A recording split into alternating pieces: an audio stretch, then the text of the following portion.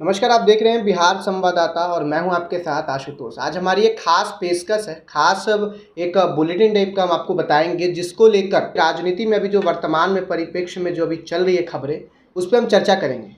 सबसे पहले तो आप सबको का ये बता दें कि 2024 में लोकसभा चुनाव होना है, आप सब इस चीज़ से ज्ञात होंगे और उसको लेके जो राजनीतिक दल हैं इसको लेकर काफ़ी अब आगे बढ़ते हुए अपने सफ़र को शुरू कर चुके हैं। चाहे वो आप पूर्णिया में रैली हो महागठबंधन का, चाहे वाल्मीकि नगर से अमित शाह की ये रैली हो, उसमें भी ये दोनों अपनी जो 24 की लोकसभा चुनाव की तैयारी करते हुए नजर आए और शुरुआत करते हुए नजर आए। ऐसे ही हम आज एक विथ डाटा हम बात करेंगे और उसके बारे में जानेंगे कि 24 के लोकसभा चुनाव में क्या कुछ सामने निकल के आ सकता है। सबसे पहले हमारे साथ इसी चैनल के मनोज जी हैं और इनसे भी हम खासा बातचीत करेंगे। आप लोग बता दें कि नीतीश कुमार जो हैं अभी दिल्ली गए हुए हैं, लालू प्रसाद यादव से भी मिले हैं और वो मल्लिकार्जुन खड़गे जो अभी राष्ट्रीय अध्यक्ष हैं कांग्रेस के, उनसे भी उन्होंने मुलाकात की है और साथ ही उन्होंने राहुल गांधी से भी मुलाकात करते हुए नज़र आ सकते हैं। इस विषय पर सर आपका क्या कहना है? देखिए, नीतीश कुमार आज से 6 महीने से ये कह रहे हैं कि भाई हम सभी दलों को एक मंच पर लाना चाहते हैं। लेकिन पिछले दिनों आपने देखा जब नीतीश कुमार से लोगों ने, संवाददाताओं ने पूछा कि भाई क्यों देर हो रही है, आपने कहा था कि पूरे देश में हम घूमेंगे, हमारे पास समय ही समय है, तो उन्होंने कहा कि हम तो इंतज़ार कर रहे हैं कांग्रेस का कि कांग्रेस हमें बुलावा भेजे। तो अंततोगत्वा उस समय जब सोनिया गांधी से मिलने गए थे तो सोनिया गांधी ने कहा था कि हमारे यहाँ कांग्रेस का चुनाव चल रहा है जिसके कारण अभी हम आपसे बात नहीं कर सकते हैं। लेकिन अब जब 2 दिन पहले खड़गे जी ने उनको बुलाया है तो वहाँ पर दिल्ली पहुँचे हैं और देखें अब आगे की बात क्या होती है। इसमें सर एक सबसे महत्वपूर्ण बात सामने निकल के आ रही है। जैसे जॉर्ज फर्नांडिस जो थे वो भी बिहार के मुजफ्फरपुर से ही थे और उस समय एनडीए में उनको एक संयोजक के रूप में यानी कन्वीनर के रूप में देखा गया था। क्या लगता है जो अभी उन्होंने बात पहुंचानी बिहार में शुरू कर दी है कि अब हम कन्वीनर के रूप में अब यूपीए के साथ नज़र आ सकते हैं और शायद ऐसी खबरें भी सामने निकल के आई थी कि उत्तर प्रदेश का जो जिम्मा हो सकता है, जिम्मेवारी वो नीतीश कुमार को दिया जा सकता है, यूपीए जो अलायंस है उनकी तरफ से।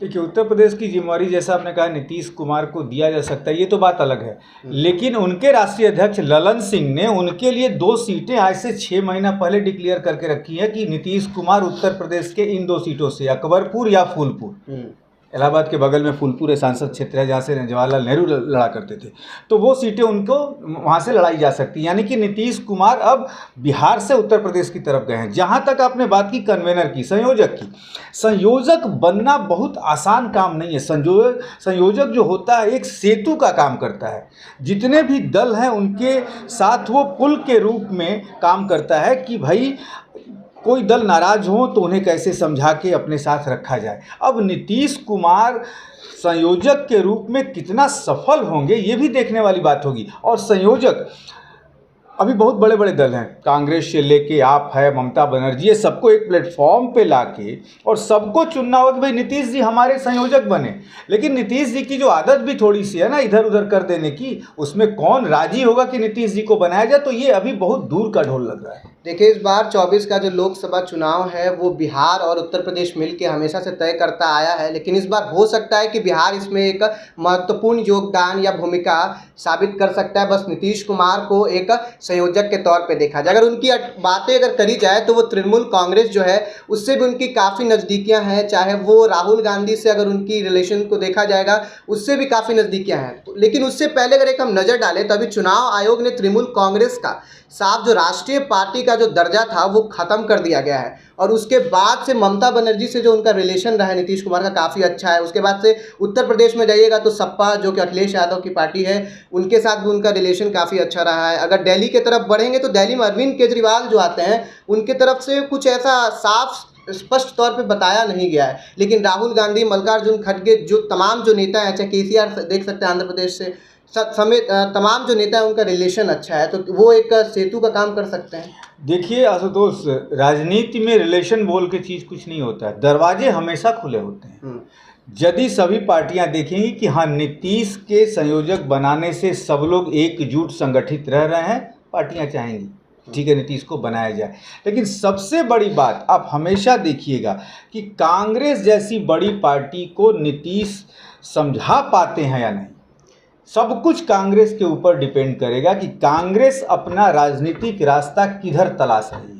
बिल्कुल, अभी भाजपा जो है आपको बताते चले कि 2019 में 303 सीटों के साथ जो है वो केंद्र में सरकार बनाई थी। जो उनका वोट परसेंटेज था, सिर्फ भाजपा की बात करें तो 37 दशमलव कुछ रहा था उनका वोट परसेंटेज, और अगर 38 के आसपास था। हाँ, लेकिन अगर बिहार की अगर हम बात करें तो 40 में से जो 39 सीटें थी, एक सीमांचल का सीट छूट गया था, लेकिन 40 में से जो 39 सीटें थी वो भाजपा यानी कि नेशनल डेमोक्रेटिक अलायंस एनडीए जीत कर आई थी। लेकिन उसमें भाजपा की मात्र 17 सीटें थी और फिर भी वो केंद्र में आज सत्तारूढ़ है। क्या कहेगा बिहार की राजनीति के बारे में इसमें? देखिए, बिहार की राजनीति, जैसा हमने शुरू से कहा कि बिहार की राजनीति जो है, जैसा आपने कहा कि सीमांचल की एक सीट छूट गई थी, तो सीमांचल में आपने देखा होगा पिछले दिनों जब विधानसभा का उपचुनाव हुआ तो भी जो है सीटें दूसरे तरफ गई। सबसे बड़ी बात है कि बिहार में जो ये बिरादरी के वोटों का, जातिगत वोटों का जो बंटवारा है वो किस तरीके से होता है, सबसे बड़ी बात बिहार में यही होगी। और बीजेपी ने अपना जो है चुनाव का जो एजेंडा है लोगों के सामने ले जाना शुरू कर दिया। नीतीश कुमार और दूसरे दल जो हैं अभी पीछे रह गए हैं, लेकिन बीजेपी अपना सब कुछ जो उनके वोटर हैं उनके सामने पहुंचा रही है। अब देखना ये होगा कि देखिए क्या था, हमारे पास जो आंकड़े थे कि 28 जो स्टेट में 12 स्टेट में दबदबा है बीजेपी का, 12 स्टेट में।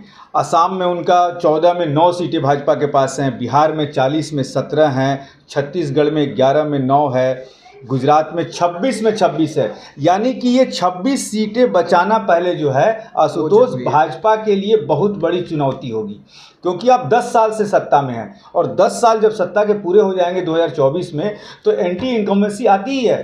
तो ये नीतीश कुमार यही चीज़ कह रहे हैं कि जहां इनकी जो सीटें हैं जो 38% और महाराष्ट्र में 48 में 23 हैं, राजस्थान में 25 की 25 हैं, यूपी में 80 में 64 हैं और वेस्ट बंगाल में 42 में 17 हैं, तो क्या भाजपा अपनी इन्हीं सीटों को यदि पूर्ण रूप से बचा लेती है तो सबसे बड़ी बात होगी। उसीलिए भाजपा जो आप देखिएगा कि 303 में संतुष्ट नहीं है। भाजपा के पास अभी 303 सीटें हैं, भाजपा कह रही है कि हमें 400 चाहिए, यानी 400 का आंकड़ा हम लेके चलेंगे तब कहीं इस जगह पे हम पहुंच सकते हैं। यानी कि नए स्टेट भाजपा को अब तलाशने होंगे। केरल में उनका कोई अस्तित्व नहीं है, आंध्रा में केसीआर के पास उनका कोई अस्तित्व नहीं है।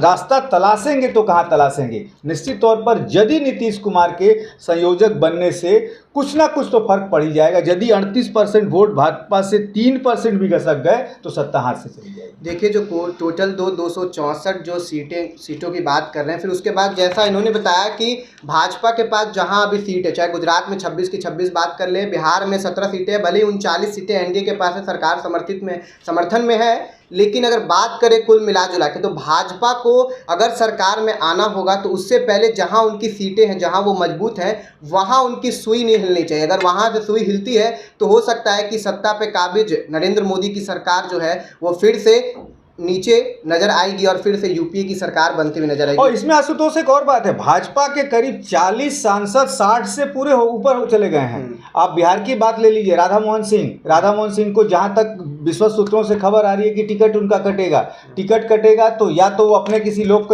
को रखना चाहेंगे वहाँ सांसद बनाने के लिए, या तो फिर ये होगा कि वो बागी बनेंगे।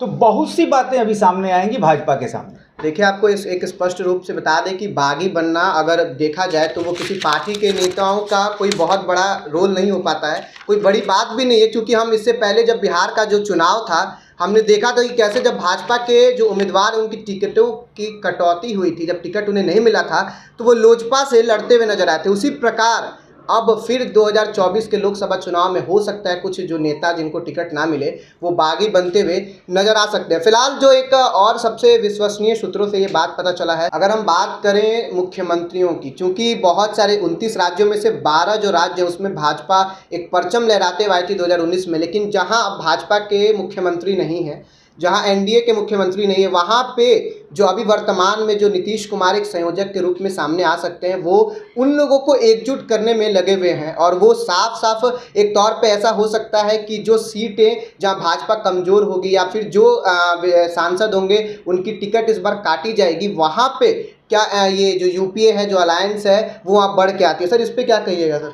देखिए आशुतोष, सबसे बड़ी बात है कि जिनके टिकट कटेंगे, मैंने पहले भी कहा, जिनके टिकट कटेंगे वो थोड़ा नाराज़ होंगे। और टिकट एक दो लोगों के नहीं है, टिकट हमने कहा ना कि करीब 60 लोग ऐसे सांसद हैं जिनके टिकट कटने वाले हैं।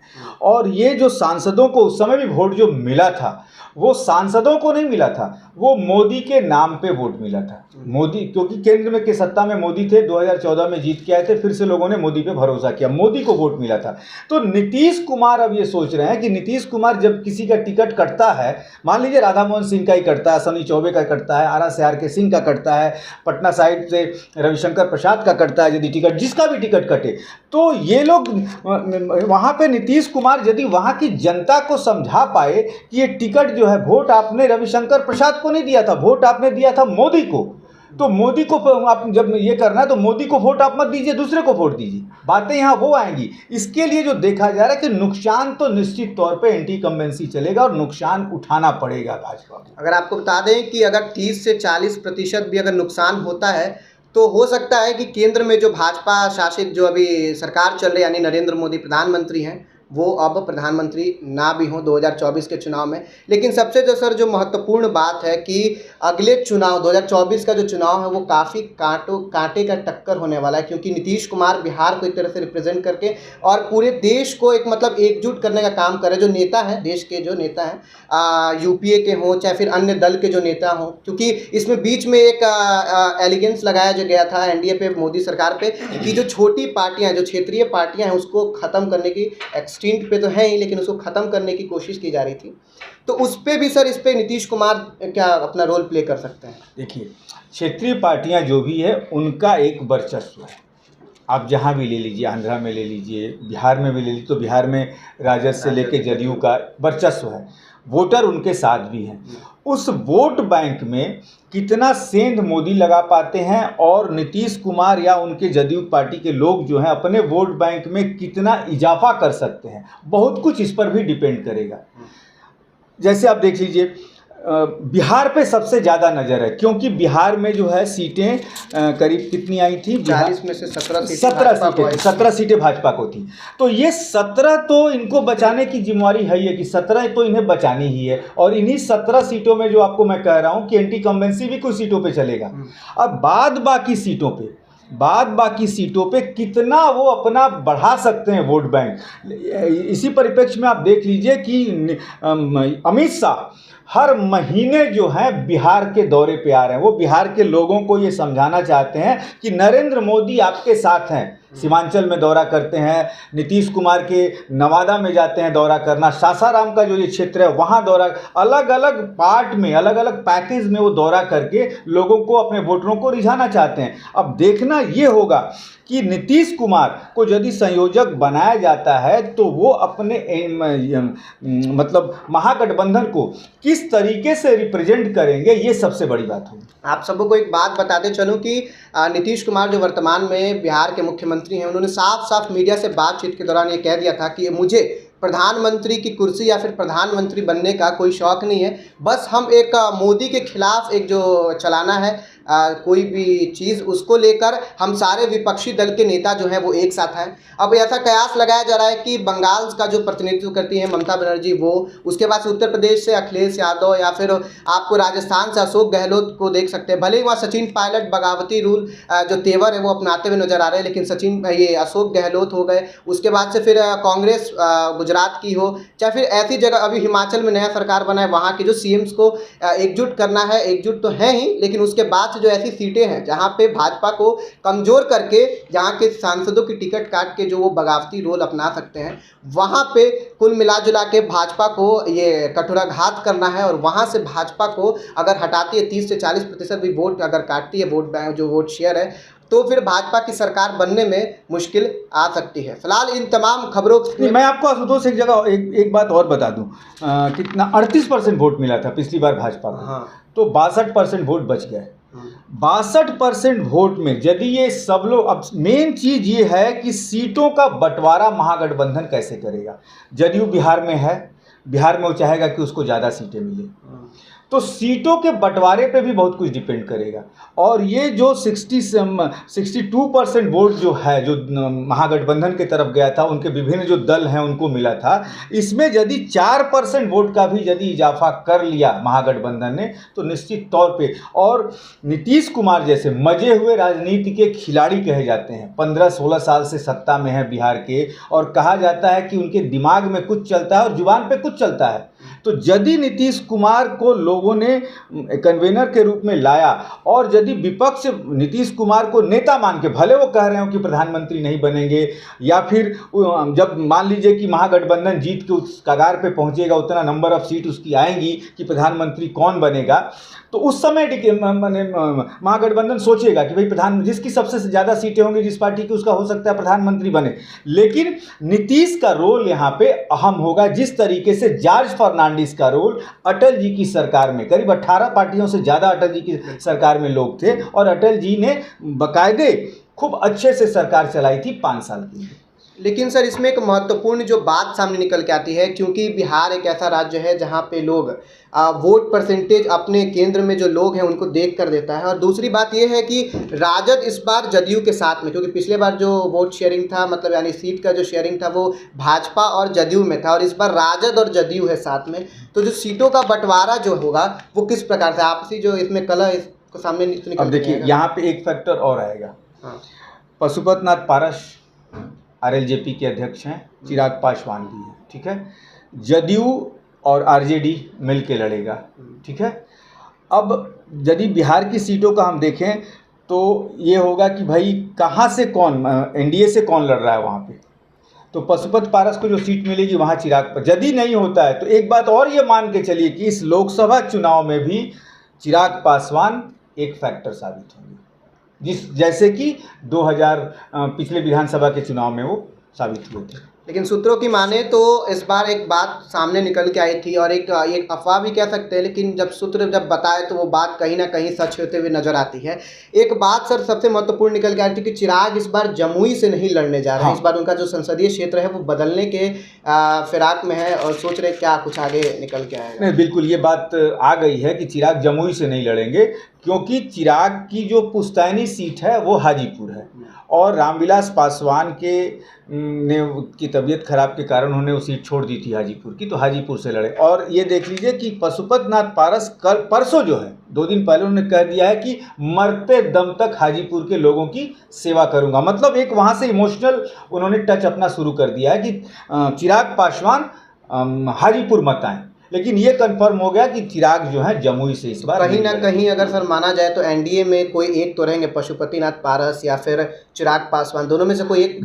देखिए, आज ही जब चिराग पासवान पहुंचे हैं एयरपोर्ट पे, तो उन्होंने कहा कि भाई वो हमारे चाचा जरूर हैं, लेकिन हमारे मत अलग अलग हैं, वो अपना काम करें, केंद्र में मंत्री हैं, मुझे क्या करना है मैं करूंगा। हो सकता है एनडीए यदि उनको पशुपतनाथ पारस को टिकट देती है तो हाजीपुर से, तो चिराग भी वहीं से लड़े, चाचा भतीजा खुद फरमाए ये लड़ेंगे, लड़ाई लड़ लेंगे। उससे महागठबंधन को फायदा होने जाएगा, कुल मिला जाएगा एकदम फायदा होगा, पासवान वोट बटेगा वहाँ पे, महागठबंधन को फायदा होगा वहाँ पे। बिल्कुल उसी प्रकार से जिस प्रकार से आपने 2020 के बिहार विधानसभा चुनाव में देखा था कि किस प्रकार से जब लोजपा पूरे सीटों पे कुछ सीटों पे भी लड़ते हुए नजर आई थी, और भाजपा अलग थी, जदयू के भले ही साथ थी, लेकिन एक रोल जो प्ले करा था जदयू के विधायकों को हराने में लोजपा, उसी प्रकार इस बार लगता है कि उल्टा हो सकता है। नहीं, इस बार ये समझ ले कि दोनों चाचा भतीजा जो हैं, दोनों चाचा भतीजा, तो इस बार वही तो उल्टा हो सकता है, तब जाके फिर महागठबंधन बिल्कुल दोनों चाचा भतीजा बड़ा अच्छा रोल प्ले करेंगे। ऐसी तमाम खबरें देखने के लिए, और अब हम एक